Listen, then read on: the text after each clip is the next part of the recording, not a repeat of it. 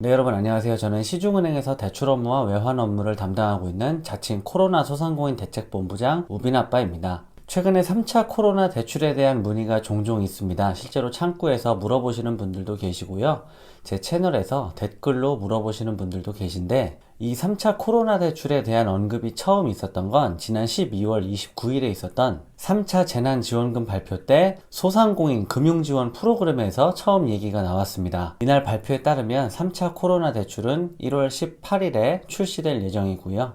아직 출시하지는 않았지만 많은 분들이 궁금해하셔서 오늘은 3차 코로나 대출에 대해서 간단하게 먼저 예습하는 시간을 갖도록 하겠습니다. 바로 시작해 보겠습니다. 자, 이번에 발표된 이 대출을 3차 코로나 대출이라고 하는데, 사실 이 대출은 2차 코로나 대출입니다. 이게 뭔 뜬금없는 소리네 하실 수 있는데, 이게 뭔 말이냐면 3차 코로나 대출은 2차 코로나 대출처럼 1차 코로나 대출이 대출 한도가 다 소진이 되어서 새로 상품을 만든 게 아니고, 2차 코로나 대출을 하기 위해서 금융권에서 처음 준비를 했던 자금 규모 10조 원 중에 아직 판매되지 않은 3조 원의 규모의 예산을 떼어서 집합 제한업종을 하시는 분들, 그 중에서도 사업장이 내 소유가 아니고 매월 꼬박꼬박 월세 내가시면서 사업을 하시는 임차 집합 제한업종 소상공인들, 식당, 카페, 노래방, 미용실, PC방, 오락실, 멀티방, 스터디 카페 같은 임차 소상공인이면 기존에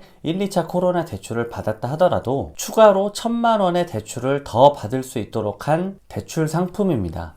한마디로 2차 코로나 대출의 한정판 추가 대출 상품이라고 보시면 되겠습니다. 그래서 이 3차 코로나 대출은 2차 코로나 대출 상품과 사실은 동일합니다. 3차 코로나 대출은 최대 1,000만 원이고요. 신용보증기금에서 보증서를 발급해서 보증서 담보로 대출을 취급한다는 것도 동일합니다. 다만 2차 코로나 대출과 마찬가지로 여러분들이 신용보증기금에 방문하실 필요는 없고요. 은행에서 알아서 보증서 발급까지 대출 실행까지 하기 때문에 은행만 방문하시면 됩니다. 또는 비대면 접수도 가능한데, 일단 이 3차 코로나 대출은 12개 시중은행의 영업점에서 신청이 가능한데, 기업, 신한, 우리, 국민, 대구은행, 이 5개 은행에서는 비대면 접수와 대면 접수가 모두 가능하고요. 광주, 농협, 부산, 하나은행, 이 4개 은행에서는 비대면 접수만 받습니다. 여기서 꿀팁. 자, 우빈아빠는 비대면 접수를 그리 권장하지는 않습니다. 왜죠?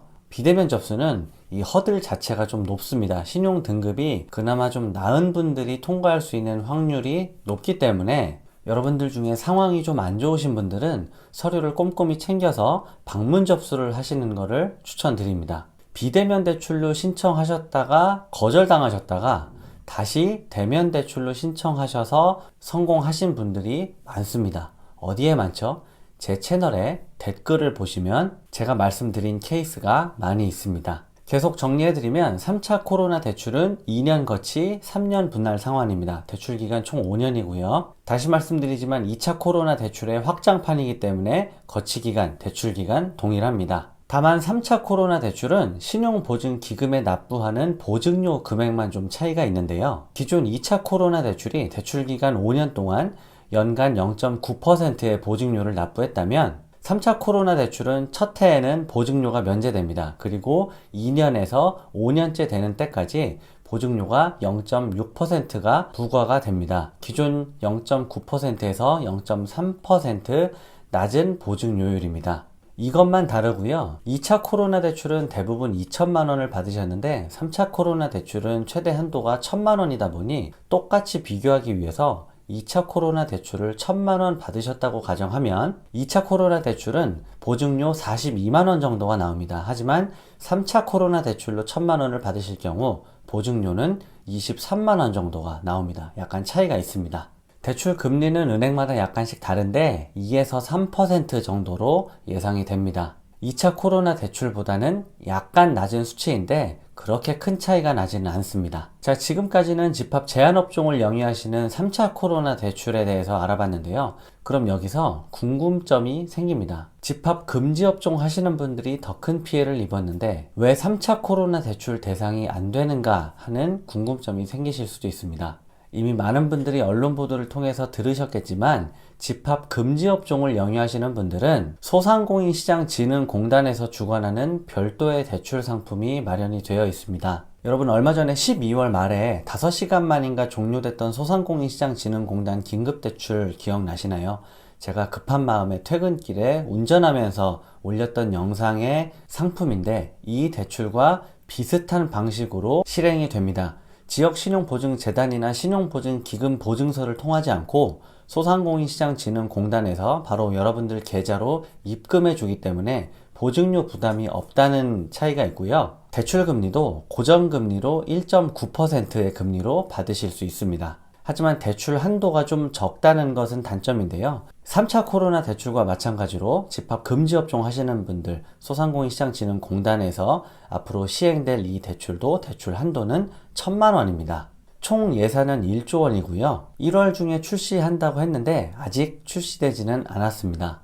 소상공인시장진흥공단 홈페이지에 가보면 아직 이렇게 다 막혀 있습니다.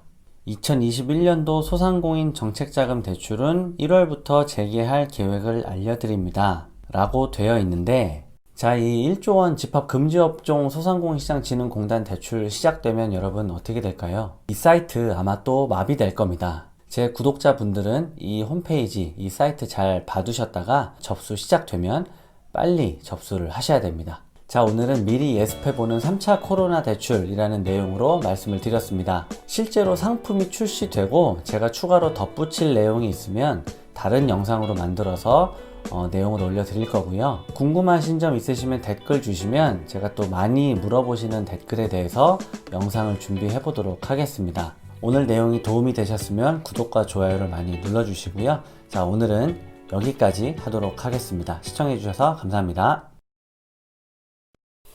자, 요즘에는 영상 끝나고 이 시간이 더 기다려지는데요. 제가 요즘엔 여러분들이 댓글을 달아주시면 그 댓글에 일일이 답변을 드리지 못하고 있습니다. 댓글이 많기도 한데 그보다는 제가 지금 근무하고 있는 은행 지점에 인사이동이 있어서 저도 지금 새로 바뀐 지점의 분위기에 적응하느라고 조금 정신이 없습니다.